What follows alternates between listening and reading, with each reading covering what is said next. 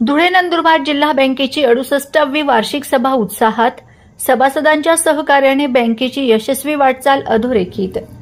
धुळे व नंदुरबार जिल्हा मध्यवर्ती सहकारी बँकेची 68वी वार्षिक सर्वसाधारण सभा अध्यक्ष माजी आमदार राजवर्धन कदमबांडे यांच्या अध्यक्षतेखाली अग्रसेन हॉल येथे खेळीमेळीच्या वातावरणात संपन्न झाली। यावेळी बोलताना कदमबांडे यांनी शेतकरी आणि ठेवीदारांनी बँकेवर दाखवलेल्या दृढ विश्वासामुळेच सहकार क्षेत्रात अनेक अडचणी असतानाही आपली बँक प्रगतीपथावर असल्याचे प्रतिपादन केले। सभासदांच्या वेळेवर कर्ज परतफेडीमुळे बँकेची आर्थिक स्थिती भक्कम असून बँकेने उद्दिष्टाहून अधिक कर्ज वाटप करून शेतकऱ्यांना मोठा आधार दिला आहे, असेही ते म्हणाले। या सभेला आमदार चंद्रकांत रघुवंशी, आमदार आमशा पाडवी यांच्यासह संचालक मंडळ, विविध कार्यकारी सोसायट्यांचे चेअरमन, ठेवीदार व सभासद मोठ्या संख्येने उपस्थित होते।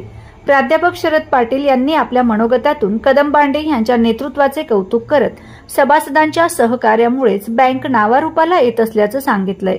बँकेच्या वर्षभरातील कामकाजाचा लेखाजोखा यावेळी सादर करण्यात आला, ज्यास सर्वानुमते मंजुरी देण्यात आली।